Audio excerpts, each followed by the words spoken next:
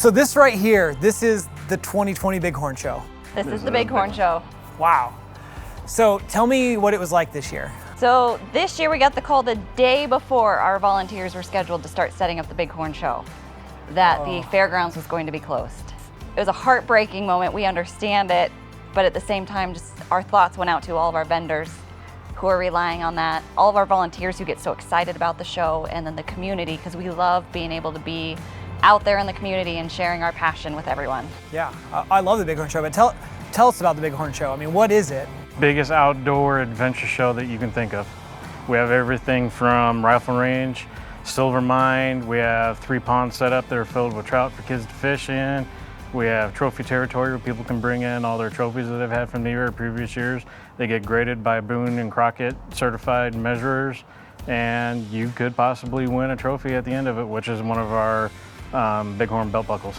Oh, that's amazing. I love it. So how long has the Bighorn Show been going on?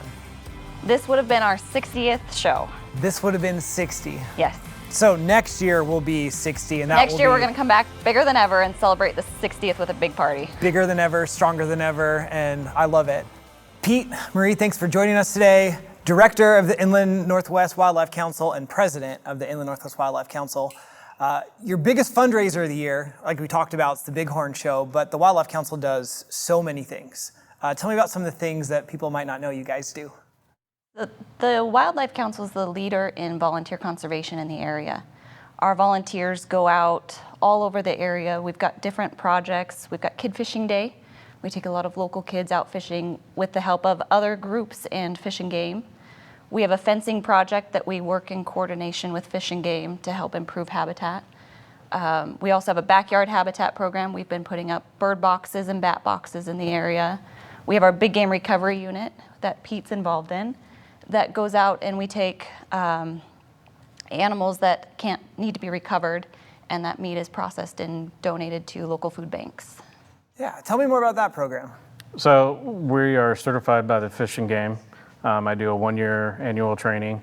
Everybody's certified. We go out for all sorts of calls of animals that have been hit on the highways, hit on the roads, stuck on a fence.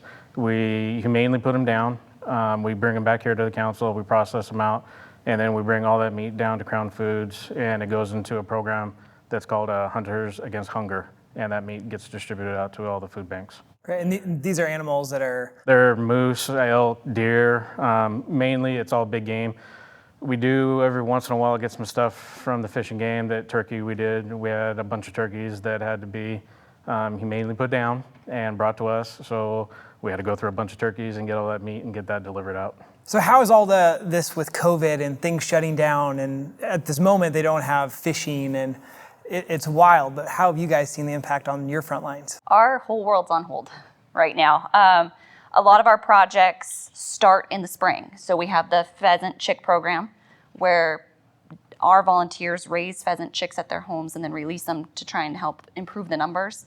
We're not sure if we'll be able to do that program. Our fencing project is supposed to go on in June, and that's going to be on hold. Kids Fishing Day was canceled this year because it would have been right at the beginning of May. Tell me about the Fishing Day. Fishing Day is a long, fun day. Together here, we put up thousands of fishing poles together that are all already weighted, hooked, got everything ready. We bring them out to Clear Lake. They bring in groups that are signed up through, I believe it's the Fish and Game website. We bring them in groups at a certain time, and they get a pole, they get their bait, and they go out and they catch fish. They get to keep their fish, as many fish as they get, and they get to keep their pole and all the bait that came with it. What have you guys seen in this crisis, people and businesses step up? Because obviously you guys, your biggest fundraiser, the Bighorn Show this year, was canceled. How have other people in the community stepped up to help you guys? We had a lot of our volunteers reach out right away. The Bighorn Show is volunteer run. We don't pay people to run the show. And all of our volunteers get so excited for the show every year, and they were really disappointed. So they reached out kind of just to give us support and to let us know that they would be here next year in full force, and our vendors too. The vendors at the Bighorn Show are a great group of people, and they've all reached out and let us know, we'll be back next year, we're sticking with you, and they've been supportive throughout it. That's amazing. What's your guys' vision and mission in conservation? So our big goal is to help improve habitat around the area, make sure that the animals, the deer and the elk, have a place to go and that the habitat stays improved. If areas get run over by noxious weeds, they don't have food. If the fencing's in the way, they can't get access to the different habitat they need to move through. So we really work closely with a lot of local organizations like Fish and Game and other nonprofits to make sure that we're helping with the habitat and improving the life of wildlife, but also educating the public and giving people an opportunity to get out there in the outdoors and participating. So if people want to be involved, if people want to help, what can people do to help support you guys? The best thing to do is to sign up and become a member.